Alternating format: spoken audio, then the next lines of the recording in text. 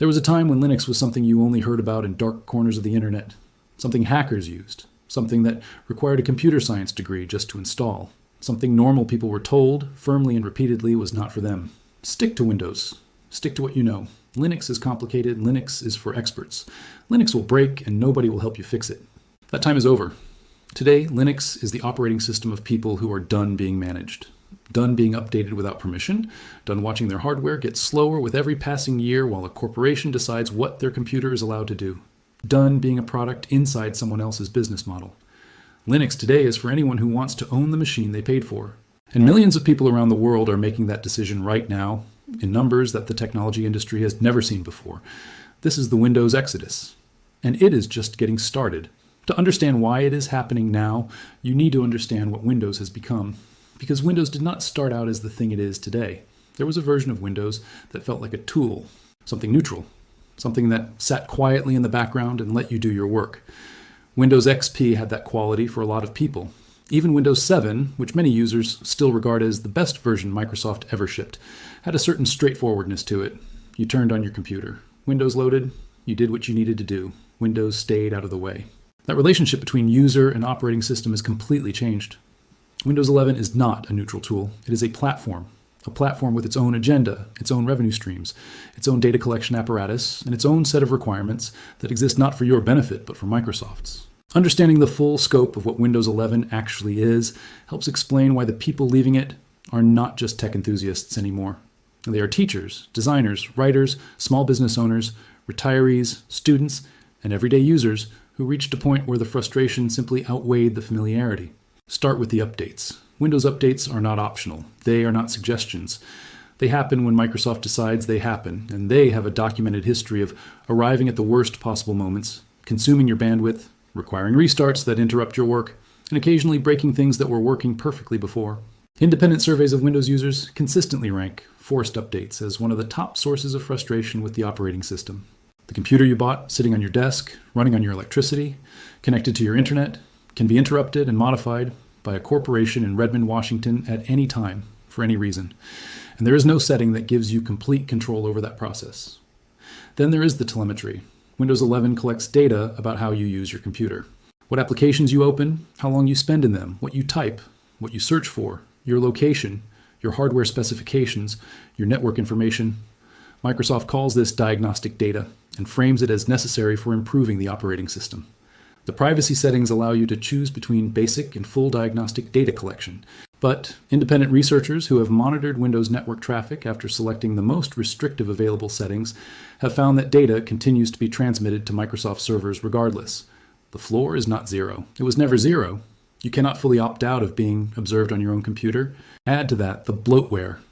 Windows 11 ships with applications you did not ask for and cannot easily remove. It shows advertisements inside the Start menu. It promotes Microsoft services at every opportunity. It pushes you toward Edge as your browser, toward Bing as your search engine, toward OneDrive for your storage. Every time you try to move away from Microsoft's ecosystem, Windows creates friction. Changing your default browser triggers multiple confirmation dialogues. Choosing a non-Microsoft search engine requires navigating through settings that seem designed to exhaust your patience. The operating system that sits between you and everything you want to do on your computer is actively lobbying for its corporate sibling products every time you use it. And then there is the hardware situation. Windows 11 requires a trusted platform module chip, a relatively recent hardware feature that excluded hundreds of millions of perfectly functional computers from being able to upgrade officially. Machines that ran Windows 10 perfectly well, machines that people bought just a few years before the Windows 11 launch, were declared incompatible. The operating system that once ran on almost anything suddenly required specific hardware that older machines simply did not have. For millions of users, this meant a choice between staying on Windows 10, which reaches its official end of life and stops receiving security updates in October 2025, buying a new computer, or finding an alternative. Linux is that alternative. And for an enormous number of people who investigated it for the first time because of the Windows 11 hardware situation, what they found was not what they expected. They expected the Linux of reputation. The Linux of the early 2000s, where installing a driver required editing configuration files in a text editor and printing out instructions from a forum because you would need to disconnect from the internet to follow them. They expected something hostile to beginners, something that punished mistakes, something that demanded expertise before it gave you anything in return. What they found instead was Ubuntu, Linux Mint, Fedora, Pop! OS, Zorin OS, operating systems built on the Linux foundation, but designed with the kind of care for user experience that would not embarrass any mainstream platform. Installers that walk you through setup with clear language and sensible defaults. Desktops that look familiar because their designers understood that switching operating systems is already a big ask, without also requiring users to relearn where every button is. Software centers that let you browse and install applications with a single click, no command line required, no technical knowledge assumed. The installation process for a modern Linux distribution like Linux Mint takes approximately 20 minutes from downloading the installer to having a fully working desktop. Shorter than a major Windows update, easier than setting up a new iPhone. The installer detects your hardware, sets up the appropriate drivers, connects to your network, and asks you a small number of clear questions along the way. When it is finished, you have an operating system that is ready to use. And then something happens that catches almost every new Linux user off guard. It is fast, genuinely, noticeably fast. The same hardware that was struggling under the weight of Windows 11 loads Linux in seconds. Applications open immediately. The system feels responsive in a way that Windows on the same machine stopped feeling years ago. This is not magic. It is the result of an operating system that is not running dozens of background services you did not ask for, not checking in with corporate servers on a schedule you cannot control, not maintaining a surveillance apparatus that consumes processor cycles and memory alongside everything else you're trying to do.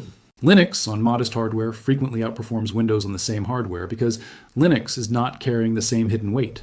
The software situation is better than most people expect. The vast majority of everyday computing tasks have excellent Linux solutions. Firefox and Chrome both run on Linux natively. LibreOffice handles Word, Excel, and PowerPoint files with a level of compatibility that covers almost everything most users need. GIMP is a fully capable image editor. Thunderbird handles email. VLC plays every video format ever created. Spotify, Discord, Slack, Zoom, and many other mainstream applications have official Linux versions. And for applications that do not have Linux versions, a compatibility layer called Wine, along with tools built on top of it, allows many Windows applications to run on Linux without significant issues. The one area where Linux's reputation for limitation was most justified for the longest time was gaming. Gaming on Linux was, for years, a genuine compromise, a smaller library, compatibility issues, performance differences that mattered in competitive games, workarounds that worked most of the time, but not always. This was real, and it was a legitimate reason for many users to stay on Windows. That situation has changed dramatically, and the change has a name: Proton. Proton is a compatibility layer developed by Valve, the company behind Steam, that allows Windows games to run on Linux. Valve developed Proton because they built their own Linux-based gaming device, the Steam Deck, and they needed Windows games to run on it. The result of that enormous engineering investment was a tool that has transformed Linux gaming in ways that would have seemed impossible just a few years ago. The Steam Deck runs Steam OS, which is a Linux-based operating system, and it plays the overwhelming majority of Steam's library, not a curated subset, not just older or simpler games. The Steam Deck plays modern and way titles, competitive multiplayer games, graphically intensive open-world games, and classic games going back decades. The hardware is a handheld device with limited processing power compared to a gaming PC, and it runs thousands of games smoothly because SteamOS and Proton are that capable. On a full desktop or laptop running Linux with Proton installed, the situation is even better. ProtonDB, a community database where Linux gamers report their experiences with specific titles, shows that the majority of the top games on Steam are rated as working well on Linux. Many run without any configuration at all. Some require minor tweaks. A smaller number have significant issues. But the overall picture is one that would have been unrecognizable to anyone who tried Linux gaming 5 years ago. Valve's investment in Linux gaming was not purely altruistic. They were motivated by a very specific business concern. Microsoft owns Windows, and Windows owns the PC gaming market. A future in which Microsoft decided to make Steam less accessible on Windows, or to favor their own gaming storefront through operating system level advantages, was a future that threatened Valve's entire business. By making Linux a viable gaming platform, Valve gave the gaming community an alternative and gave themselves leverage. The side effect of that strategic decision is that Linux is now genuinely, practically good enough for gaming in a way it never was before. Beyond gaming, the customization available in Linux is genuinely unlike anything Windows offers. Not just cosmetic customization, though that exists in abundance. Structural customization. You can choose your desktop environment, which is the entire system of windows, menus, taskbars, and visual elements that you interact with. GNOME gives you a clean, modern interface that prioritizes simplicity. KDE Plasma gives you a level of configurability that lets you rebuild every aspect of how your desktop looks and behaves. XFCE is lightweight and fast, ideal for older hardware. Cinnamon, the default environment in Linux Mint, is designed to feel familiar to Windows users with a traditional taskbar and start menu layout. You choose what your computer looks like and how it behaves, not Microsoft. Not a corporate design team whose decisions were made to serve platform goals you have no say in. You. And if you make a choice you do not like, you change it. Nothing is locked in. Nothing requires a call to support or a factory reset. The computer works the way you configure it to work. The security model of Linux is also fundamentally different from Windows in ways that matter for everyday users. Linux was designed from the beginning as a multi-user operating system, with clear separation between what regular users can do and what the system itself can do. Running as an administrator is not the default state. Installing software requires authentication. Malware that tries to modify system files or install itself persistently faces structural barriers that simply do not exist in the same way on Windows. This is part of why Linux has always had a smaller malware problem than Windows, even accounting for the fact that Windows is a larger target. The architecture makes certain categories of attacks significantly harder. Linux is also free. Not free as in limited until you pay. Not free as in supported by advertising. Free. You download it, you install it, you use it for as long as you want on as many machines as you want, and you never pay a license fee. The operating system that runs the majority of the world's servers, the majority of smartphones through Android, and a growing share of personal computers costs nothing. The community that develops it, tests it, documents it, and supports it does so because the project itself is worth supporting. This is what free and open source software actually looks like at scale. Now let us talk about making the switch, because the practical question is always, where do you start? Download Linux Mint from linuxmint.com. It is consistently recommended as the best starting point for users coming from Windows because its interface is deliberately familiar and its hardware compatibility is excellent. Create a bootable USB drive using a free tool called Rufus on Windows or Balena Etcher on any platform. Plug the USB drive into your computer and restart. Most computers will boot from the USB automatically, or after you press a function key during startup to select your boot device. What you will see is a live environment. Linux Mint running entirely from the USB drive without touching your existing operating system. You can use it, connect to your network, open applications, or browse the internet, and get a genuine feel for the system before committing to anything. If you decide you want to install it, the installer is available directly from the live desktop. If you decide you're not ready, you shut down, remove the USB, and your Windows installation is exactly as you left it.